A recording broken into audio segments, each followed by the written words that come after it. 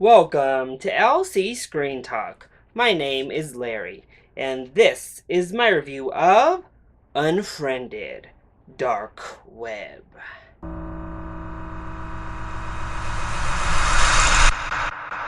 The first Unfriended film looked like a complete disaster. But in the end, I actually thought it was a pretty fun horror film that used its gimmick quite effectively. However, the trailers for this sequel left quite a bit to be desired. I didn't really understand the need for a sequel, and I wasn't really on board heading in. And then I heard the news that there were two separate endings, and you had no way of knowing which ending you were going to be seeing when you walked into that theater. And it just reeked of desperation to me, which made me even less excited to go and see this film. But, much like the first film, I'm pretty surprised. I enjoyed this film. I think it is a solid little thriller. So, let's go ahead and talk about the positives first. Well, my biggest positive is that it was much more rooted than the first. Instead of the supernatural aspects that we got in Unfriended, this time around we have real human antagonists that are involved and a part of all of this. And I thought it worked really effectively. It actually gave this movie a more eerie feel. I think there are less actual like scare moments and grotesque imagery here, but I think there are a lot more like thrilling moments. We do get some disturbing images and some really scary things to think about regarding the internet. So I think that the premise and our villain worked really well, and they created for a much more grounded film overall than the first. Once again, I think that this gimmick was used to very strong effect. Sometimes it takes limiting yourself to really unleash your creative potential. And I think maybe that's the case with films like these or Buried with Ryan Reynolds. You limit yourself to one single device as your gimmick, and then you have to really sell it within that. How are we going to show everything we need to show when all the things are done through computer screens? And this film does it very well. And actually, thanks to the dark web, the villain of the film, I think it actually is a bit more believable than the first was. And I'm happy to report, I think I got the good ending. I think that's why I left the film feeling alright, feeling like I had watched a decent little movie, because I got the better ending. I had to look up what that other ending was after I left the theater, because I was like, oh, this movie was not nearly as bad as I had anticipated. What was the other one? And it sounded much worse.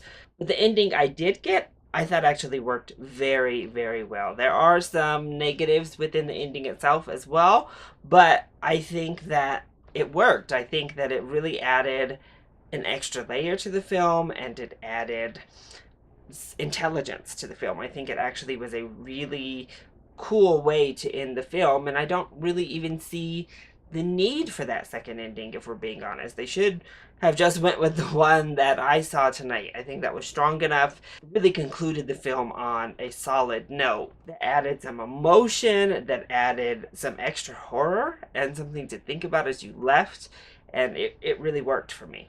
So the not so great parts of the film, there are quite a bit of these as well. First of all, I appreciated having a little bit of diversity in here. We had a nice mix of men to women. There was an Asian woman. There was Betty Gabriel in here. We had somebody with hearing impairment in the film that was a main character. But most of these actors were terrible, including our main guy, Matthias. I thought he just was way overacting the entire film.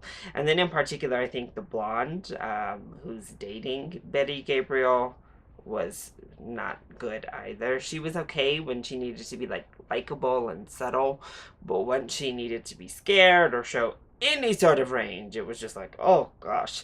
So the acting just overall could have used some help.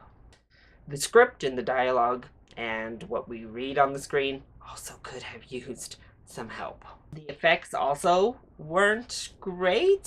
Thankfully, there's not a lot overall, but we do get at least a couple instances of actual, like, practical blood gore type of effects, and it looks terrible, actually. And I think the effect with the computers didn't completely make sense, and there are plenty of things in here that just don't completely make sense. So you appreciate them for shooting for some higher concepts and shooting to really flesh out a more complicated script. But then you're like, wait a minute though, you really did it that fast? Or the guy standing all the way over there, how is he able to affect technology all the way over here? Maybe there is a supernatural element included.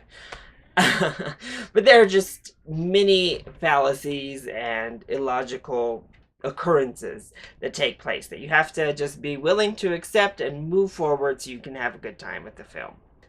And that even comes down to like the Skype call. It was completely irrational how they brought up the pictures. It wasn't based on who was making noise.